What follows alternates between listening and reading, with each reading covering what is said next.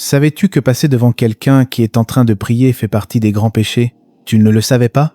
Alors écoute attentivement cette vidéo jusqu'à la fin, car aujourd'hui tu vas comprendre pourquoi les savants de l'islam, depuis les nobles compagnons jusqu'aux plus grands imams, ont considéré cet acte comme l'une des fautes les plus graves liées au respect de la prière. C'est un acte si lourd, une transgression si dangereuse que le prophète sallallahu alayhi wa sallam a employé des paroles d'une sévérité qui font trembler le cœur de celui qui les médite réellement.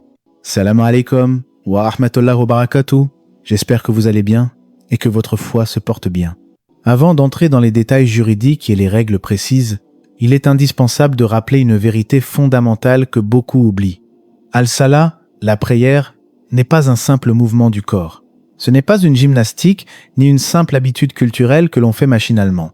La prière est l'acte d'adoration suprême dans lequel le serviteur se tient, humble et petit, devant Allah, le Seigneur des mondes, celui qui voit tout, celui qui entend tout, celui qui connaît le secret et ce qui est encore plus caché. Lorsque le croyant se lève pour accomplir sa prière, il quitte symboliquement ce monde matériel pour entrer dans la présence divine. C'est pour cela que le prophète sallallahu alayhi wa sallam a dit dans une parole magnifique: lorsque l'un de vous se tient en prière, il converse avec son Seigneur. Cette réalité donne à la prière une sacralité immense. Et toute chose, je dis bien toute chose, qui porte atteinte à cette sacralité ou qui vient briser ce lien, devient par nature une grave transgression et une injustice envers le droit d'Allah. C'est dans ce contexte de gravité et de respect que nous devons comprendre la parole du prophète sallallahu alayhi wa sallam, rapportée par le compagnon Abu al-Juhaym, qu'Allah l'agréé. Ce hadith est rapporté dans les deux recueils les plus authentiques après le Coran, le Sahih de l'imam al-Bukhari et le Sahih de l'imam Muslim. Écoutez bien cet avertissement. Le prophète sallallahu alayhi wa sallam a dit: لو يعلم المار بين يدي المصلي ماذا عليه لكان أن يقف 40 خيرا له من أن يمر بين يديه. Ce qui signifie, si celui qui passe devant une personne en train de prier savait ce qu'il y a contre lui, attendre 40 serait meilleur pour lui que de passer devant elle. Arrêtons-nous un instant. Dans cette version, l'un des grands rapporteurs du hadith, Abu an-Nadr, qu'Allah lui fasse miséricorde, a précisé avec honnêteté: je ne sais pas s'il a dit 40 jours, 40 mois ou 40 années. Le prophète sallallahu alayhi wa sallam a laissé planer cette incertitude dans cette version spécifique. Pourquoi? Les savants expliquent que cela vise à montrer l'immensité du péché et à laisser l'âme dans la crainte. L'idée même d'attendre 40 unités de temps, quelle qu'elle soit, est déjà énorme comparée à la seconde qu'il faut pour passer. Mais la réponse définitive nous vient d'une autre narration, rapportée par l'imam Abu Daoud, qui lève le voile sur ce mystère. Dans cette version, le prophète sallallahu alayhi wa sallam dit clairement « Arba'in kherifan », ce qui signifie 40 automnes. Et dans la langue des Arabes, le mot « automne » est souvent utilisé pour désigner une année complète. Donc le sens véritable est 40 années. Frères et sœurs, méditez sur ce chiffre. Le prophète sallallahu alayhi wa sallam, qui ne prononce rien sous l'effet de la passion, nous dit que rester debout, immobile, à attendre pendant 40 ans, soit la moitié d'une vie humaine, serait préférable auprès d'Allah que de faire ce simple pas devant celui qui prie. Pourquoi une telle sévérité? Pourquoi une telle menace pour un acte qui, en apparence, peut sembler anodin à beaucoup de gens aujourd'hui? La réponse se trouve dans l'expression utilisée par le prophète en arabe. « Mazar alayh » ce qu'il y a contre lui. Cette formulation est extrêmement forte. Elle signifie « le fardeau du péché ».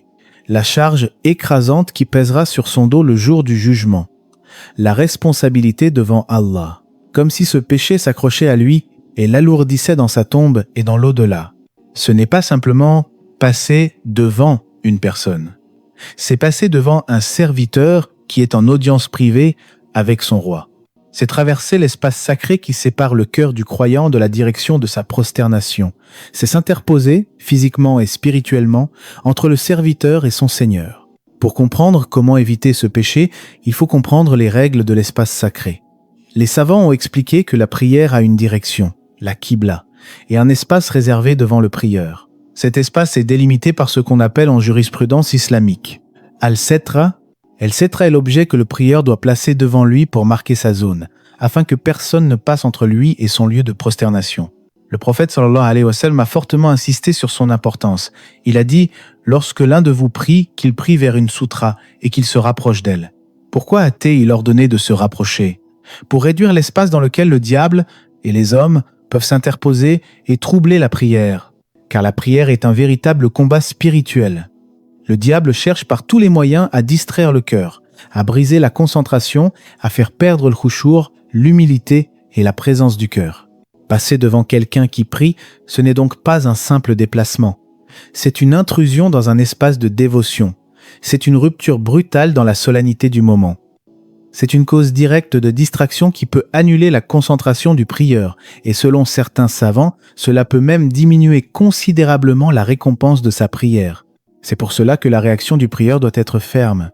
Le prophète sallallahu alayhi wa sallam a dit dans un autre hadith authentique, « Si l'un de vous prie et qu'une personne veut passer devant lui, qu'il la repousse.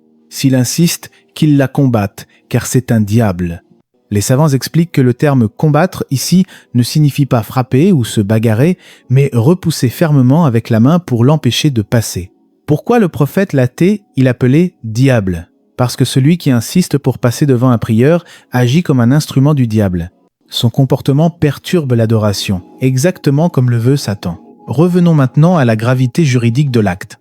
Les savants ont dit « Lorsqu'un péché est décrit avec une telle exagération dans la durée 40 ans, c'est une indication claire qu'il ne s'agit pas d'une petite faute, mais qu'il fait partie des al-kabaïr, les grands péchés. Les petits péchés peuvent être effacés par les ablutions ou la prière suivante, mais les grands péchés nécessitent un repentir spécifique, sincère, accompagné de regrets profonds. Les savants de fiqh, jurisprudence, ont étudié ce sujet avec une précision remarquable pour nous guider. Ils ont défini exactement quand le passage est interdit et quand il ne l'est pas. Voici la règle d'or à retenir. Si le prieur a placé devant lui une délimitation claire, sutra, à une distance raisonnable, alors l'espace entre lui et cette délimitation devient inviolable. C'est une zone interdite. Haram.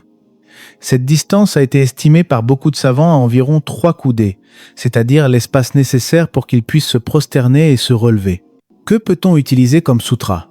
Cela peut être un mur, un pilier de la mosquée, un bâton planté, un sac posé au sol, une chaise ou même le dossier d'une personne assise devant vous. Et si aucune de ces choses n'est disponible ? Le croyant est encouragé à tracer simplement une ligne ou un trait devant lui au sol, en direction de la Qibla. Pourquoi même un simple trait est-il suffisant ? Parce que l'objectif n'est pas l'objet en lui-même, mais la délimitation symbolique qui dit aux autres « Ici, c'est mon espace de prière, ne passez pas ». Une précision importante. Si quelqu'un passe en dehors de cet espace, c'est-à-dire au-delà de la sutra, derrière le sac ou le mur, alors il n'y a aucun péché. Le péché réside uniquement dans le fait de couper l'espace intérieur. Mais il y a aussi une responsabilité pour celui qui prie. Si une personne prie sans sutra dans un endroit où les gens passent habituellement, comme en plein milieu d'un marché, dans un passage étroit ou à l'entrée d'une porte, alors elle est en tort. Elle n'a pas protégé sa prière. Dans ce cas, elle ne doit pas empêcher les gens de passer car elle a négligé la règle et a choisi un lieu inadapté. Mais attention, lorsque la sutra est présente et que l'espace est défini, alors passer devient une attaque directe contre la prière. C'est pour cela que les savants ont classé cet acte parmi ce qu'ils appellent les péchés des membres, et plus précisément les péchés des pieds. Ce sont les pieds qui transportent le serviteur vers l'interdit, tout comme les yeux peuvent regarder l'illicite. Les pieds qui franchissent l'espace sacré de la prière sans nécessité portent la lourde responsabilité de ce péché. Et ici, une question fondamentale se pose à nous tous. Qu'est-ce qui pousse un musulman à commettre un tel acte aujourd'hui ? Est-ce l'ignorance ? Est-ce la précipitation ? Est-ce le manque de respect pour la prière ? Ou est-ce la faiblesse de la conscience de la présence d'Allah ? Les grands savants ont dit une phrase magnifique. Si les cœurs comprenaient réellement la majesté d'Allah, personne n'oserait passer devant un prieur, tout comme personne n'oserait passer entre un roi et celui à qui il parle. C'est là que commence la dimension spirituelle profonde de ce sujet. Les salaf salih, les pieux prédécesseurs, avaient une compréhension si vive de cette réalité qu'ils tremblaient à l'idée même de traverser l'espace d'un homme en prière.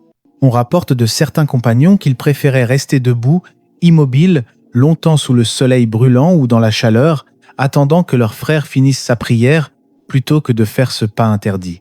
Ils avaient peur d'encourir la colère d'Allah.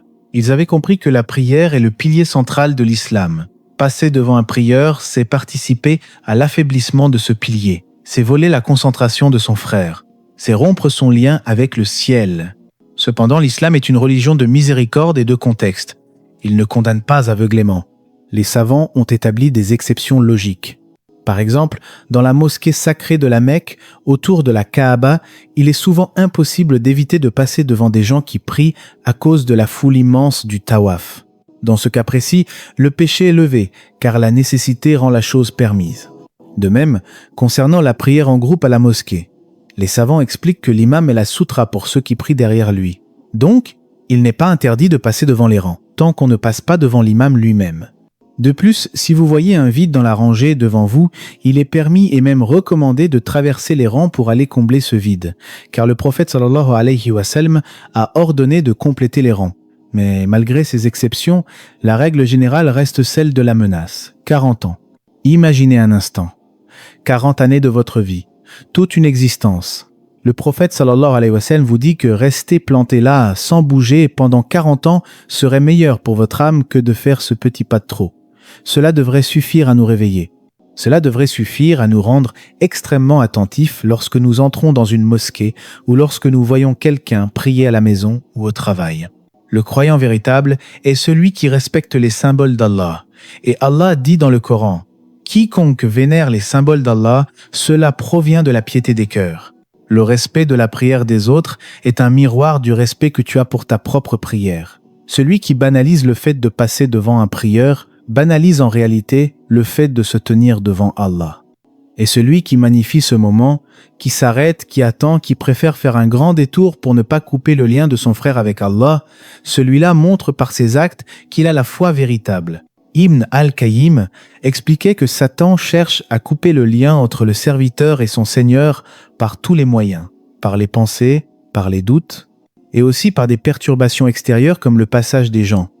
En respectant la soutra et en ne passant pas devant celui qui prie, vous fermez la porte au diable et vous protégez l'adoration de votre communauté.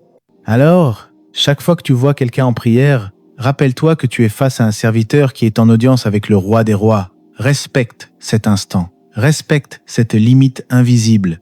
Et sache que ce respect, aussi discret soit-il, sera inscrit dans ta balance des bonnes actions le jour où nous aurons tous besoin de la miséricorde d'Allah.